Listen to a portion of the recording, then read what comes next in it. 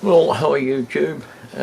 Been about a month since the last video, and that's about probably what it's going to be from now on. It's about one every month, because I was watching Larry Harper, one of my blokes I subscribe to, very fine modeller, and watching him a few weeks back, and he came to the decision that putting these all the work that goes into a YouTube video, and anyone that makes one will know that a 5-minute video doesn't take 5 minutes. It takes a hell of a lot longer than that to sort out. We'll know that there's a fair bit of work goes in, and because of YouTube's monetisation policy, you're not going to get any return for it whatsoever until you've reached certain thresholds. And those thresholds in a lot of cases are pretty hard to reach. So there's a lot of work goes in for nothing, and at the start at least, and quite often just continuously.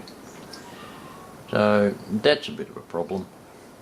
And there's a couple of things that really annoy me about YouTube's policies, and I just want to air them. I don't care what they think, because they're making money out of my videos, but I'm not. They've got this policy so that if one of your videos hits 100 views, they start slapping ads on it. And I've checked this time and time again, and a lot of the videos that I've got well over 100 views, some of them into the thousands, the early ones. And I've clicked on them, and sure enough, up comes an ad. So anybody that watches those, YouTube gets ad revenue out of my work, and I don't get anything. Now that sounds like sour grapes, but I just don't think it's very fair, and it's not the money side of it, it's the principle side of it. So if you want to do the right thing, YouTube, or you AI bots that are watching this, is there anyone human still working there? Oh, by the way, have you ever noticed you can't contact them? Have you ever tried to contact YouTube? No, you can't. So that's one of the reasons it sort of put me off, and it's put Larry off, and I got to thinking, well, yeah, I think I'll do the same thing. I'm not going to put too much effort into making a video. I'll probably put one up maybe once a month, give everybody a bit of just an update about what I'm doing on the model railway layout. But apart from that, I'll just plod along and do my own thing, and not have to worry about taping it all, and maybe just give a monthly wrap up.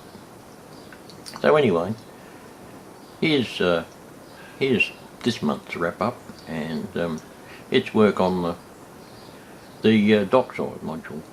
So enjoy, give it a thumbs up, tell 5,000 of your mates to subscribe, and you might see some videos a little bit more often. Anyway, we'll see you in about a month's time if I'm still here. Bye for now. Well, morning YouTube. Time for another little update on this Dockside module. So what I've been doing is cutting out pieces of 3mm MDF to put in between the rails, which is going to form the basis for all this loading unloading pad area here to do with the wharf. So that 3mm brings it up to almost rail height, and what I'll do, I'll put another thin covering over the top to bring it right up to rail height.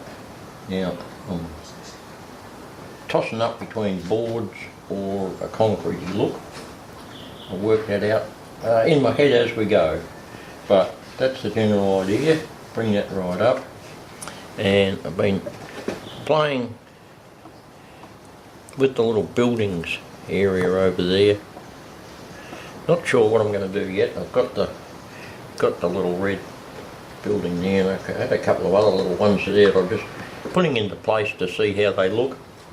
I'm not sure yet whether they'll be there or something completely different. But that's what we're up to at the moment. So I'll carry on and and come back and give you a bit more of an update. Righto, well this looking mess here is actually plaster in between the rail lines, but not in between the actual individual rails of each line, if that makes any sense to you.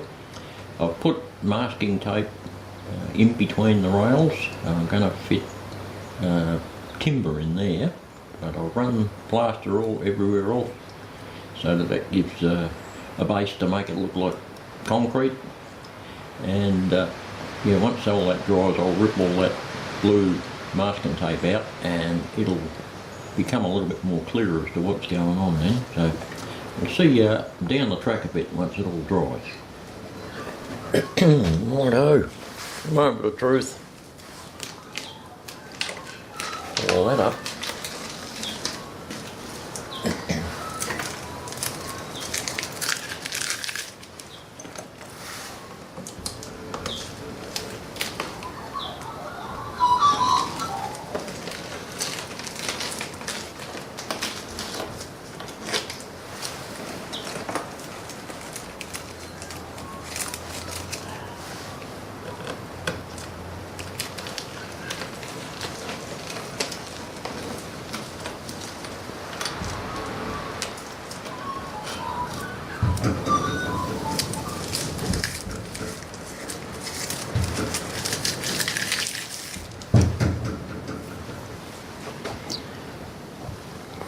Well, as you can see, that worked pretty well. It left the plaster on the outsides of the rails, fill up the gap in between the actual lines, and all I've got to do is vacuum up all the little bits, get some paint on it, clean it up, give it a bit of a light sand to smooth out any little rough edges. And we're looking pretty good, so yeah, see you in a bit. Righto, update on the progress. We've got the plaster plated initial grey, because that's going to simulate concrete. I've got to put a lot of cracks and scratches and things in that yet. More to do. And I've got the 3 little buildings over there, and getting a bit of scenery around behind them. What we're up to now. See you in a while.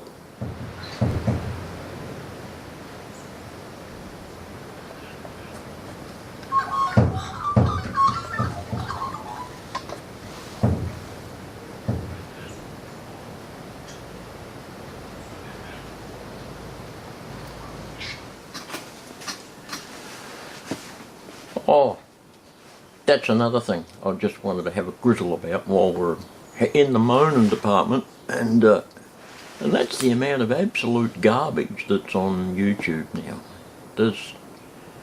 It just drives me nuts. There's so many YouTubers putting up absolute rubbish of no value whatsoever, and where are the people who check these things? I mean, is there any care factor at all at YouTube? I don't think there is. I think it's all about the money, isn't it? It's all about the advertising revenue. They don't care if people put up just 3/4 of an hour of complete, uninteresting, boring crap. Well, there's several I've come across that they just set up a camera in their kitchen and you just watch them go about their day-to-day, making breakfast, making meals, eating it, showing you what they bought at the shop. All this sort of rubbish. We all do that. No one wants to watch that. It's just garbage. But so many people watch it and they're making money out of this. So I just think, what's the point? Really? Come on, YouTube. Start moderating your creators, I use that in inverted commas, your creators' content, because a lot of it is just time wasting rubbish. So how about lifting your game, please?